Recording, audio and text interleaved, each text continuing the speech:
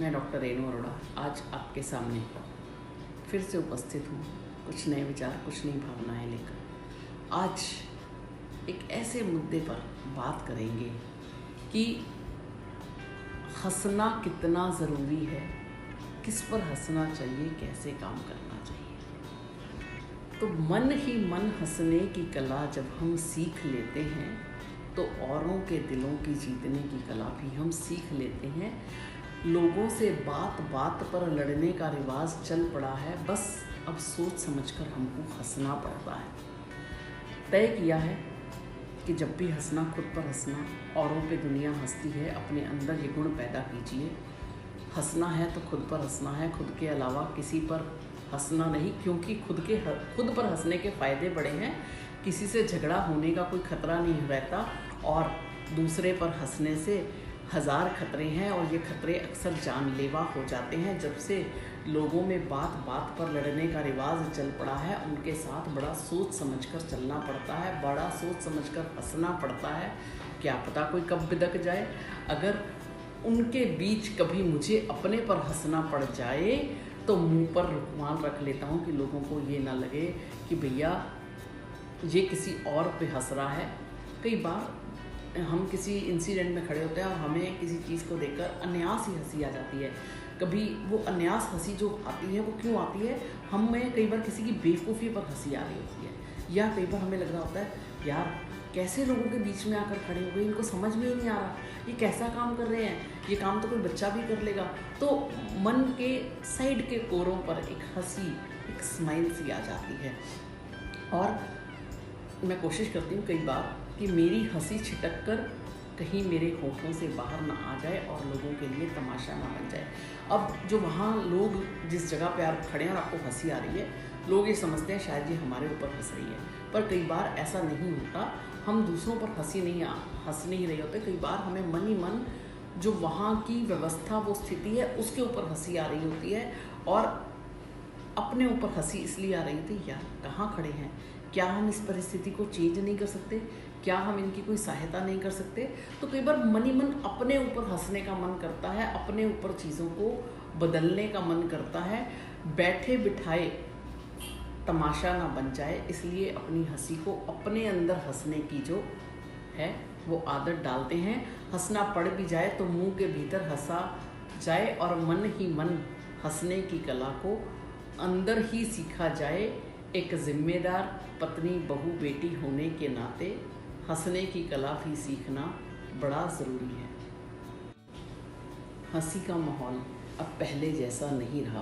कहीं पर भी, किसी पर भी, कैसे भी हंस लिए। अब हंसने से पहले 100 दफ़ा सोचना पड़ता है, हंसी का कोई बुरा ना मान जाए, इस बात का ध्यान भी रखना पड़ता है। लोग ठट्ठा कर हंसते हैं तो लोग पागल समझते हैं। हाँ, लाफ्टर क्लब्स में आप हंसेंगे तो कोई आपका बुरा नहीं मानेगा, क्योंकि वहाँ रहने वाले लोग जो हैं आपकी चीज़ों को समझेंगे। जब आप लाफ्टर क्लब में जाकर हंसते हैं, बुद्धिजीवी आपको समझा जाएगा। आज लाफ्टर क्लब्स की ज़रूरत क्यों पड़ी, कभी आपने सोचा है? क्यों कहा जाता है खुलकर हंसिए? क्योंकि जब हम खुलकर हंसते हैं हमारे सारे दिलो दिमाग की नसें खुल जाती हैं। समूह में एक साथ हंस रहे हैं, पागल भी आपको देखकर पागल नहीं समझेगा। क्योंकि कभी कभी कोई व्यक्ति हमारी ज़िंदगी में ऐसे जुड़ जाते हैं जिनके चेहरे पर हर समय हंसी और मुस्कान रहती है, वो गंभीर नहीं होते, पर हम समझ नहीं पाते उस हंसी के पीछे, चेहरे के पीछे कितना दर्द छिपा है। बेबात कोई हंसता है, कई बार कोई अपने दर्द को छुपाता है। तो मजाक मत बनाइए किसी का। मैं मूर्ख ना समझी जाऊं इसलिए चीज़ों पे हंसती नहीं हूँ। मैं मूर्ख ना समझी जाऊं इसलिए कई बार हंसती नहीं हूँ। हंसी को नियंत्रित कर लिया है। सीमित हंसी अब सोशल मीडिया पर नियंत्रित करते हैं, इमोजी के माध्यम से हम हंसते हैं।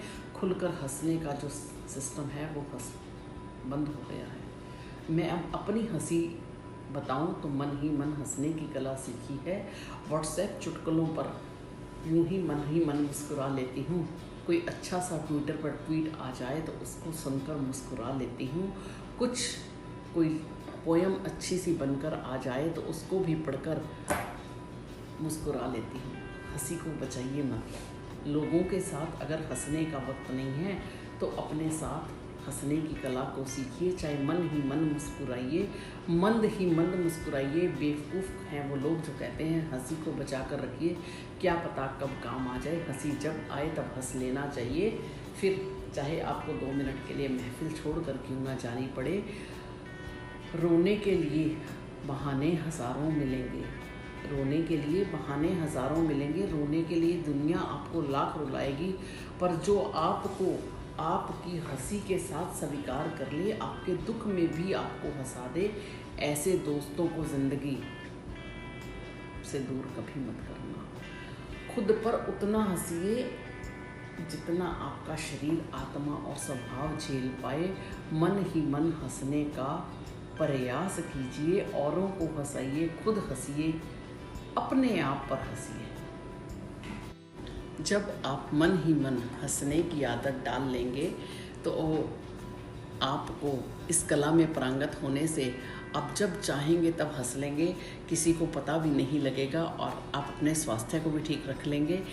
हंसना सेहत के लिए लाभकारी है, नुकसानदायक नहीं है। दिन में थोड़ा थोड़ा वक्त निकालकर अपने ऊपर हंसना सीखिए।